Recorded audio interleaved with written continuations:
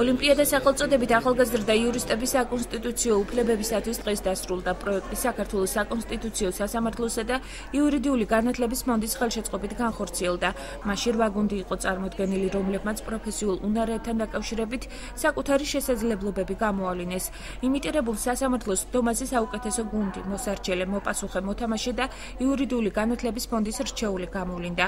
საკონსტიტუციო სასამართლოს პრიზიორი კი ბათუმის შოთა რუსთაველის სახელმწიფო უნივერსიტეტის ორი სტუდენტი თამარ სურმანიძე და გიგა ფარტენაძე გახდნენ, რომლებიც საკონსტიტუციო სასამართლოში 3 თვიან ფასიან სტაჟირებას გაევლიან.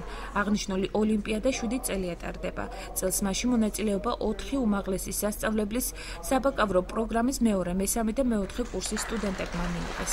გადმოგვიგზავნეს კაზუსები, რომელთა შესახედაც უნდა წარმოგვიდგინა ჩვენი პოზიცია როგორც მოსარჩელის, ასევე მოპასუხის მხრიდან. ეს კი თავის მხრივ გულისხმობდა იმას, რომ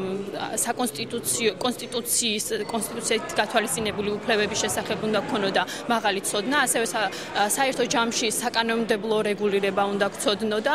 შესაბამისად ამის გათვალისწინებით უნდა გამოგვევლინა ამ კაზუსზე დაყრდნობით ჩვენი სამართლებრივი ცოდნა. ძირითადი მიზანი არის, რომ უზრუნველყოს კონსტიტუციური მართლმსაჯულების პოპულარიზაცია ახალ იურისტებს შორის. ამდენად ჩვენთვისაც ძალიან მნიშვნელოვანია, რამე თუ ძალიან ბევრი მოტივირებული სტუდენტი გამოდის, რომელიც საუკეთესოდ არის განათლებული კონსტიტუციურ უფლებებში, ადამიანის უფლებებში და საბოლოოდ ეს ბუნებრივია ხელშეუწყობს მათ საქმიანობაში ადამიანის უფლებებისა და თავისუფლებების დაცვას.